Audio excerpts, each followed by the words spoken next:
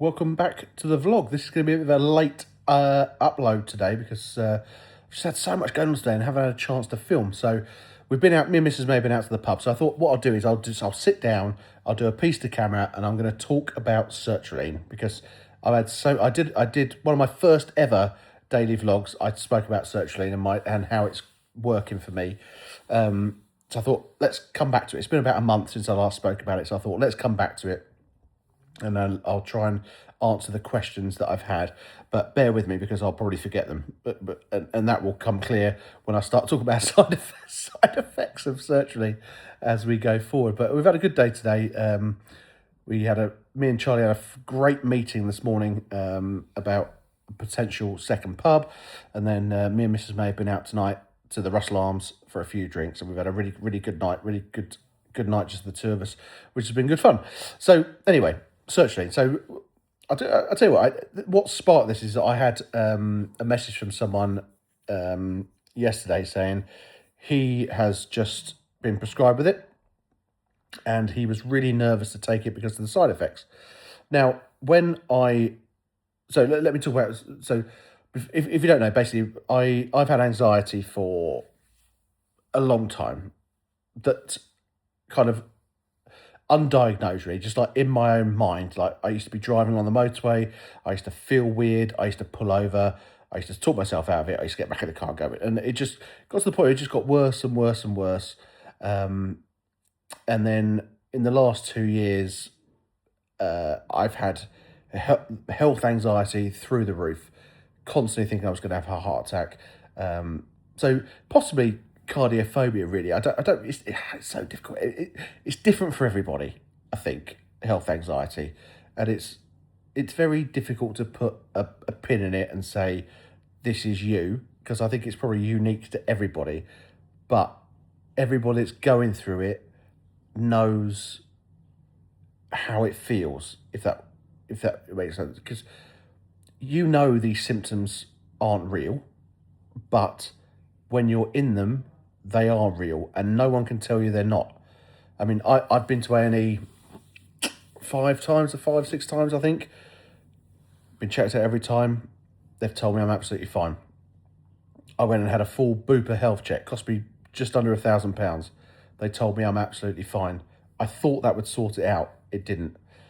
Literally the next week, I was back to square one. So that tells you that it's stronger than being told you're okay. There's still something up there that isn't quite right, and I really found that difficult to deal with because I think I'm quite a strong person. I mean, I feel I'm a strong person. I don't feel like I feel like I deal with things really well, and it was really difficult for me to kind of understand why this was happening to me.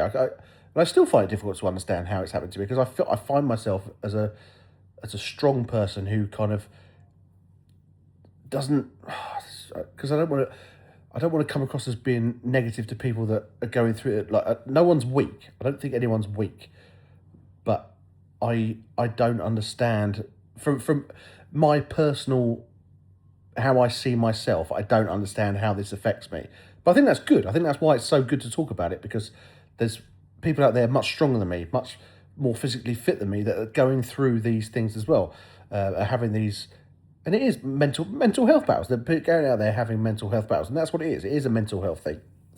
Health anxiety is a mental health problem, and there's loads of people out there going through it. I am one of them. So it got to the point where it was just driving me to distraction, crazy. It was ruining my life, basically.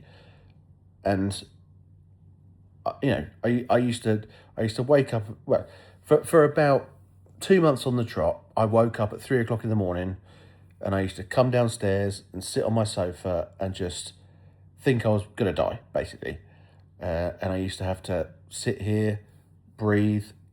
I used to sit and watch TikToks from people talking about health anxiety. That really helped to get me out of that cycle of panic and adrenaline coursing through my veins to tell me that something was wrong. The people were talking to you about the fight or flight, and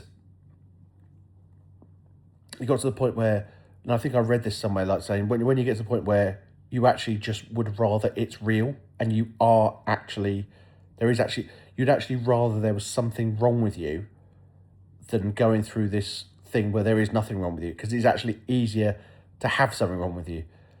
And that's where I was. I was actually to the point where I was like, thinking, I just wish something would happen so I could justify how I felt. And that's so weird. Such a weird thing to think about. Like, you actually want to be you want to be ill to justify the fact you're feeling ill. And as weird as that sounds, like I say, I consider myself to be like quite a sensible person, but that is how I felt. So anyway, I did a lot of research online. I spoke to my doctor, and we decided sertraline was the best. We would give it a go, basically. And so I did a lot of looking up online, side effects, blah, blah, blah.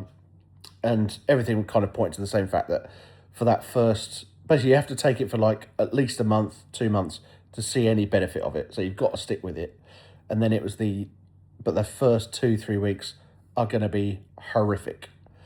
And I didn't have any problem taking that first tablet. I know loads of people message me and say, I've got the tablets, I've had them here for 2-3 weeks and I can't physically put one in my mouth and take it. And I understand that because there's a lot of stuff out there about sertraline and the side effects and how it's going to make you feel. And I can't deny it. The first 2 or 3 nights I took it, I was pretty bad. It, like, my thoughts and my anxiety and my health anxiety and what I felt was my heart beating out of its chest was through the roof. And it took a lot of getting through it, and it took a lot of talking to myself and talking myself down and like kind of being realistic. Like, this is in your mind. You've done the tests. You've been to A&E.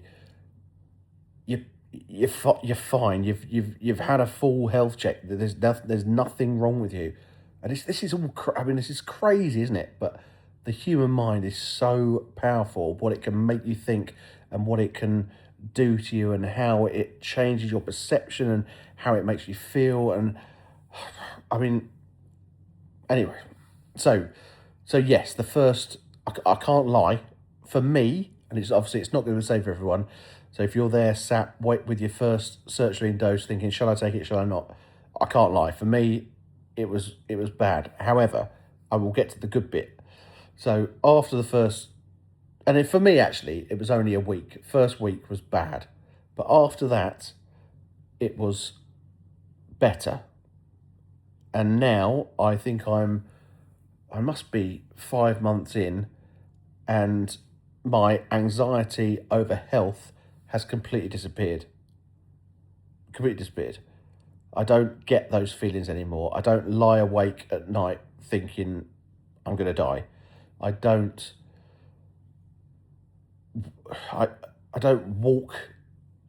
avoid things. I mean, it got to the point where I would avoid going to places where I didn't think I could get help. Like, I remember we went to Wales on holiday before I was on the sertraline, and it was like really remote, and I barely slept for the whole time we were there, because the whole time I was worried that I couldn't get help. It was like we were so remote, I couldn't get an ambulance out to me. So if something goes wrong, what are we going to do? And it's crazy, isn't it? It's crazy what the human mind does. But so I'm now here, I'm 5 months on, and why did I take sertraline? I took sertraline to try and change my mind to stop me having health anxiety. Has that worked? Yes. 100% it has worked. So let's talk about side effects. And to be fair, I read obviously all about them. Brain zaps, sickness, diarrhea, all that kind of stuff. No, I've not had any of that. Well, I did have a few brain zaps at the start, but I don't know if that's just like in my mind because I was expecting them. The one thing it has done, well, there's two major things I think it's done to me. Firstly, it's made me incredibly tired. So look, by 3 o'clock in the afternoon, I am my eyes are closing and I need to go to sleep. But I don't go to sleep till the rest of the night. If I go to sleep at 3 o'clock, by 5 o'clock I can wake up and then I'm perfectly functional for the whole evening. But I just get up by 3 o'clock, I am just completely cooked. I am done. I have to sleep. But weirdly, if I'm out doing so, say I don't know, for instance, I go horse racing for the day. So if I'm horse racing all day, I don't feel tired. But my usual day-to-day activity is like I drop Dulcie at school, I then go to the pub, I then do paperwork or do computer stuff until 1, 2, whatever it is, until I need to pick Dulcie up from school. I'll pick Dulcie up from school and then I'll go home and I just fall asleep, immediately fall asleep like that, and I'm gone, completely out of it. The other thing I have found I've really struggled with is concentration and the ability to focus on tasks and focus on what's important and prioritize and just be functional in terms of what I need to be doing. I can be working on something and if someone comes and asks me something else, I'll do that, but then I just basically forget what I was doing before, and I'm so forgetful. I mean, my memory wasn't great before, I will say that, but it is through the floor. Like, I can't remember stuff, and it's much worse than it was before, so I can only put that down as a side effect of the sertraline. It might not be, it might just be me getting old, because I am getting old as well. Other than that, what's the other thing they say? You lose your sex drive. Haven't noticed anything different there. Seems to be exactly the same. Just rebuffed. Mrs. Faye's gonna hate that when she sees it. And that is a joke. But I do hear people say that is a problem. I haven't. In fact, I'm not even going to talk about that. What else? Other than that, I can't think of anything else really that I've kind of felt. You get a dry mouth at night, but I get a dry mouth anyway because I've got this CPAP machine to stop me from snoring. So that's kind of where I'm at really. But would I change it? No, it's changed my life. My life I was in bits. I was struggling, really struggling. I was in a really bad way mentally, and I'm a million times better now in terms of like functioning as a human and living my life. So that's great. So it has worked. But also now I'm thinking, should I come off it? That's the next step, isn't it? Because I don't want to be on this for the rest of my life. So do I now come off it? And the problem is, see, my mind is like, I think, yes, the answer to that is yes. I think I should come off it, but you have to basically wean yourself off it to nothing. And then I know if it doesn't go well and I don't react well to being off it, I then have to go back on it, and I have to go through that whole process at the start again. So that's a difficult decision, and one I'm not ready. I don't think I'm ready to make at the moment. So for the time being, I will stay on it, and I will continue to be happy and let it work for me and reap the rewards of the fact that it's altered whatever it is water, and I'm feeling good. So there you go. That is 14 minutes talking to camera purely about sertraline and my head. So thank you very much for listening. If you're still here, I doubt you are, but if you are still here, thank you very much. I hope that's helped a few people who are going through something similar. Please get your comments in. I will try and reply to as many as possible. Thank you very much for all your support on the YouTube. Thank you for liking, thank you for commenting, thank you for subscribing. And I'll big day tomorrow because I'm at Chelsea Arsenal Women's Super League, and then I'm at QPR Wrexham. So we've got a big day for the vlog tomorrow. So take care. See you tomorrow.